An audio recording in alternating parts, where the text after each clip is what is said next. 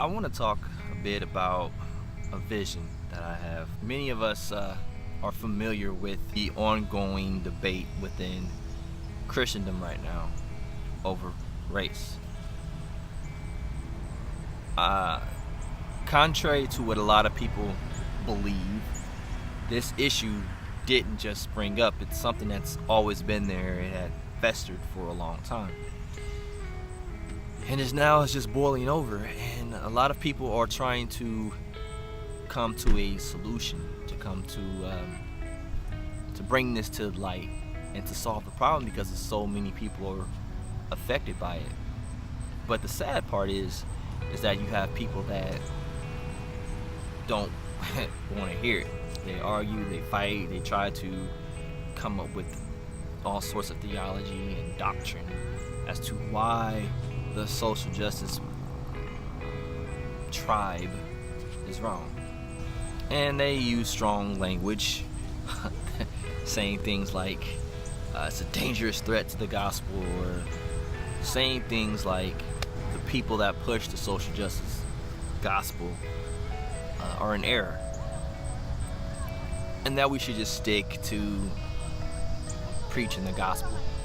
The sad thing is that what I feared, what I see coming, is there's going to be a huge exodus. It's going to be a huge exodus of black people and other people. White people will leave it to, other POCs will, but there's going to be a mass exodus from the faith, and it's going to be sad. And this is that great falling away. It's going to be that great falling away, or at least part of it, because people are going to become so bitter. I'm sure you can look back at times in history during the many schisms within the church, but I think this one here is going to be more powerful because of the age of globalization. The world is connected, and a lot of people feel this way. And during the entire course of church history, you have these feelings that just are there. All the times the church had taken advantage of people, all the times the church had its hand in bad moments in time, and so people are just fed up, and it's going to be a mass exodus. And I remember, I don't really record my dreams a lot. I don't talk about them a lot, but not on YouTube, but to people in person. But I had this dream back in 2016 where there was this being, and he was on his way, this very evil being. And I remember it was me and several other people, and we were looking up in the sky, and there's like this, he had wrote like this note to us for us to read in the sky. I don't really remember what it said, but I remember how he constantly mocked us and said that he is the bringer of the void, and how we are so divided and we won't be able to stand against him. Like, how do we stand a chance? Because we're too busy fighting each other. So the dream went on, and I remember how there was this constant clash between the younger generation and the older generation. And I had went and spoke with someone that was in the older generation, and they were so fearful. And I remember they were looking in the mirror, and they were just beating themselves up, and they were just so scared and terrified. And I told this person, I said, you need to suck that up, because we need you. We need your help. We need your help. And we can't fight what's coming if we're divided. So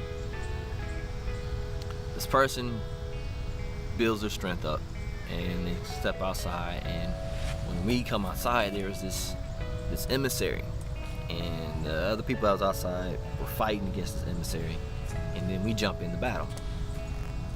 And in the middle of the battle, the person that I had talked to started fighting everybody else. And so then I go up and I just wave my hand. I go just like that. When I wave my hand, the wind picks up and it pushes them out of the way.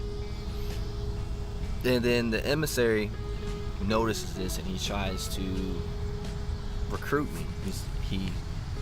I refuse, but then after I refuse, he says, well, it's too bad you're going to have to die like everyone else. So that's just the condensed version of the dream. But the moral of the story is that as I reflect a lot about that dream and how God is trying to raise up armies and how he's trying to get people united on one accord to fight this oncoming threat. And if we're not on one accord, we're going to lose. And I remember I woke up and I started looking up the philosophy of the void. Like, what is this? He says he's a bringer of the void. And there's this philosophy about nothingness, about emptiness. And if you're not paying attention, if you look around, you will see there's this great emptiness. There's this void, this lack. People are unfulfilled, and they're just doing whatever they want to try to find fulfillment, because they don't find fulfillment in Christianity because of all the hypocrisy and all the stuff that went on for so long. That's going on unchecked, and things that are still going unchecked, and there's being great pushback. So these people, they don't trust God because of the people that claim to bear his name, the people that bear his name. Us Christians have blasphemed God among non-believers, even people that want to believe who no longer believe. We just blaspheme God's name by our behavior, and so there's this thing that we're combating, but we don't help ourselves. We don't uplift Christ's name by being as divided as we are. And this is why for the last few years I've always said, I start talking about how God is going to expose, how God is going to judge the church, because he needs to do that in order for us to get to where we're supposed to be to win the world. The church is in a great position to make such a great impact, but we don't see it because we're so busy fighting each other. Where the world needs someone to stand up and lead the way in justice and righteousness and peace and love, we want to demonize people that are trying to make that happen, that are trying to love their neighbor, that are trying to stand up for the voiceless. And we demonize them and try to hide behind scripture, man. And we just ruin our witness, and we're just blowing this great opportunity that we have. And it sucks for me, and it breaks my heart, because like I said, I see where this is going to end up, and I want to avoid that, because if anyone knows me, they know I have a great passion for people. And one of my greatest passions is those that are on the fringes of belief, and those that have so many questions about God. And it's my heart's desire to just reach out to them and say, hey, I may not have all the answers, but I can tell you from my experiences, from what I study, how amazing God is. And it is my hope that you will see how amazing God is through my life and how I act and behave, how I treat you and other people that don't have anything to offer to me. I just want to treat you like a human being and one that bears the image of God. And that's my heart, man. It's just like I just sit back and I just get so sad. I get really sad because I hear things people say, and then I just watch people, and we just continue to profane God's name. And I know a lot of people love talking about the commandments, but here's one for you. There are so many times to where we take the Lord's name in vain by the way that we live our life. Just think about that for a while. We take the Lord's name in vain by how we treat each other.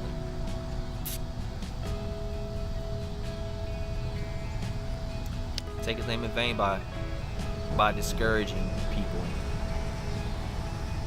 with our behavior. So hopefully my prayer is that we can avoid that self-destruction that's coming. My prayer is that we can band together and fight against this enemy that's coming, that's on our doorstep. And it's my prayer that we can recognize the moment that we have. Recognize this moment and be that light that the world needs. That they may see us and know that we belong to God by how we love, not by how we hate. So I just felt like I should make this video and just kind of share my heart. Of course, as always, I'm interested in what you guys have to say, what your thoughts are, even though a few of you comment. But anyway, just let me know how you feel, because I am interested in that. But just be sure to keep praying, and not only just to pray, but just to act, just to be that difference. You never know the impact of your stance. So anyway, love you.